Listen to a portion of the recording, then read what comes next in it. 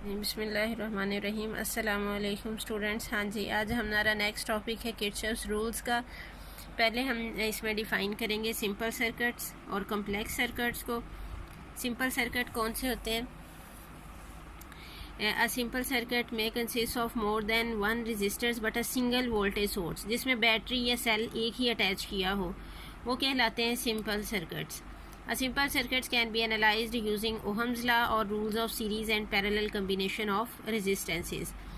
Complex circuits कौन से होते हैं? जिसमें ऐसा सर्किट जिसमें लार्ज नंबर ऑफ रजिस्टर्स हों और एक से ज़्यादा वोल्टेज सोर्सेज हों, और इस तरह से कि उसमें डिफरेंट लूप्स बन रहे हों, मैश बन रहे हों, ब्रांचेस, नोड्स, डिफरेंट नेटवर्क्स बन रहे हों। तो ऐसे सर्किट्स के एनालिसिस ऐसे सर्किट को हम कहते हैं कम्प्लेक्स सर्किट्स, और इसके एनालिसिस के लिए फिर हम यूज़ करते हैं किरचॉफ्स रूल्स। अब मैं आपको यहाँ पे बता देती हूँ पहले कि ये जो वर्ड हमने यूज़ किया है मैश, लूप, ब्रांच, ये क्या होती है।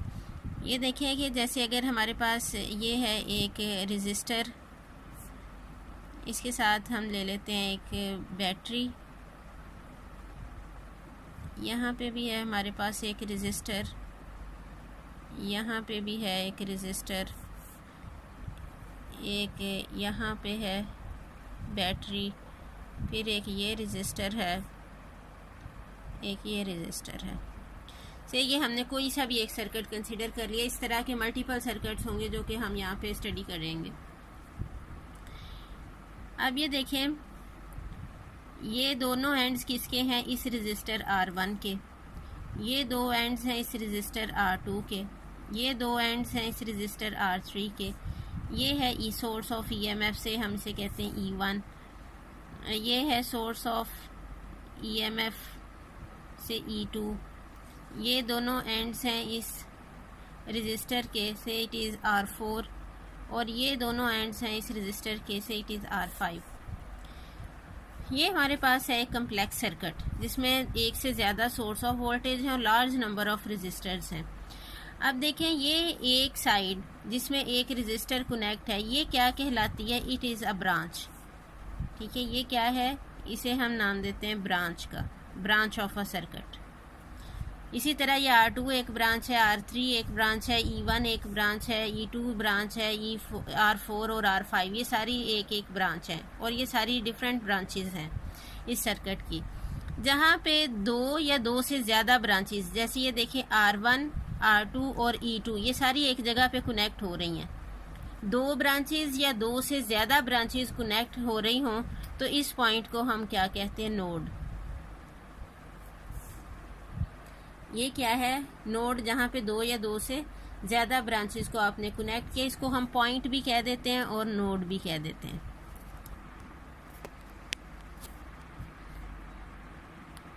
ठीक है, और हमने यहाँ पे वर्ड यूज़ किया लूप्स का। लूप क्या है? एक क्लोज्ड पाथ है। अब यहाँ से देखें, अगर हम इस पॉइंट को नाम दें A, B, C, D, E, F। अब करंट फ्लो के लिए हमेशा एक क्लोज्ड पाथ चाहिए होगा। अब देखें, A, B, C, D, A ये क्लोज्ड पाथ है, B, E, F, C एक क्लोज्ड पाथ है, A, E, F, D, A ये भी एक क्लोज्ड पाथ है।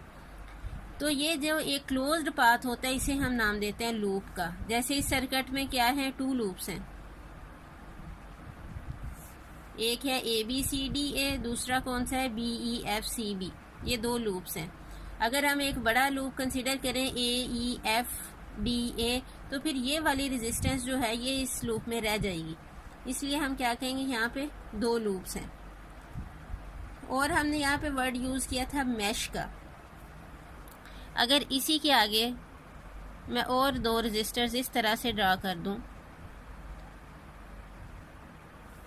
ये है R6 और R7, ये 2 रजिस्टर्स और अटैच कर दिए। अब देखें, ये जो करंट है ड्यू टू E1 या E2 यहाँ पे आके करंट 2 पार्ट्स में डिवाइड हो जाएगा। इन रजिस्टर्स में से भी करंट फ्लो कर रहा होगा, हालांकि इस लूप में कोई सोर्स ऑफ वोल्टेज नहीं है।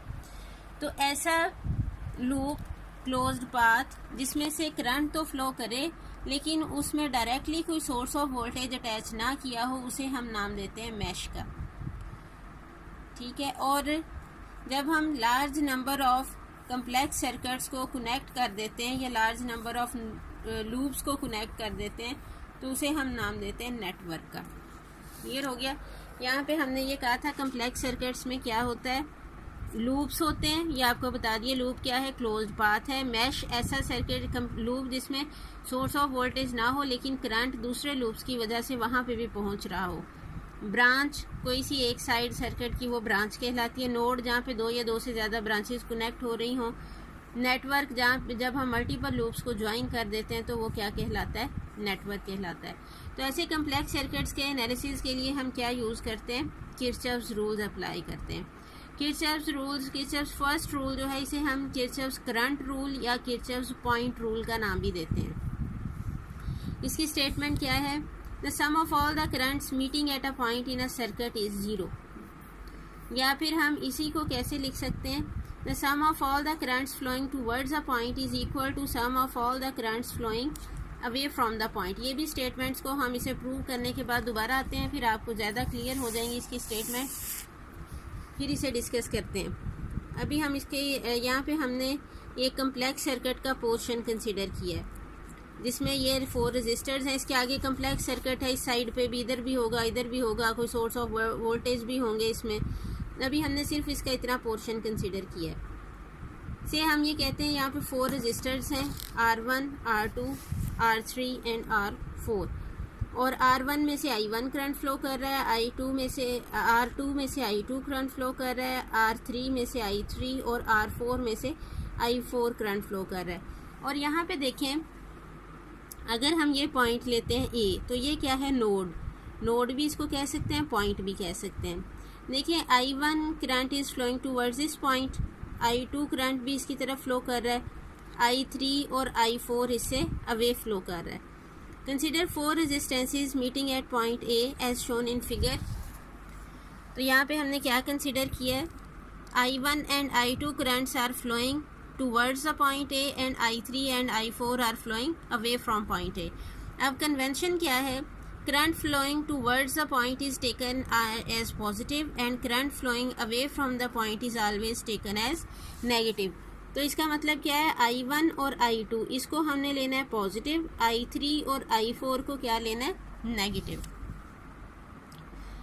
सो I1 plus I2 plus minus I3 plus minus I4 equal to 0, यानी sum of all the currents meeting at a point should be equal to 0। ये इसकी फर्स्ट स्टेटमेंट थी, the sum of all the currents meeting at a point in a circuit is 0। या फिर हमने कि दूसरी statement में क्या लिखा था, the sum of all the currents flowing towards a point. Towards a point कौन सा है, I1 और I2, इसका सम ले लिया हमने I1 और I2 का। Current flowing towards a point should be equal to current flowing away from the point. ये कंडीशन कब है, if there is no source और sink of charge then charge flowing towards is equal to the charge flowing away from the point. देखें current क्या है, flow of charges. अगर यहाँ पे कोई ऐसी चीज़ नहीं है जो चार्ज को अब्जॉर्ब कर रही हो, या जैसे कैपेसिटर लगाया होगा तो चार्ज उस पर स्टोर होना शुरू हो जाएगा, तो फिर क्या होगा कि ऐसा अगर कोई यहाँ पे सोर्स या सिंक नहीं है तो फिर क्या होगा, जितना चार्ज पॉइंट A की तरफ जा रहा है उतना ही इससे अवे मूव कर रहा होगा। चार्ज उतना ही अवे मूव करेगा तो ही करंट इक्वल होगा। तो फिर इस बेसिकली हम ये भी कह सकते हैं कि टोटल चार्ज जो है वो कांस्टेंट है। So it is also the application of law of conservation of charge. ये आपने याद रखना है, फर्स्ट रूल किस चीज़ को इम्प्लीमेंट करता है, law of conservation of charge को। ये MCQs में भी आ जाता है।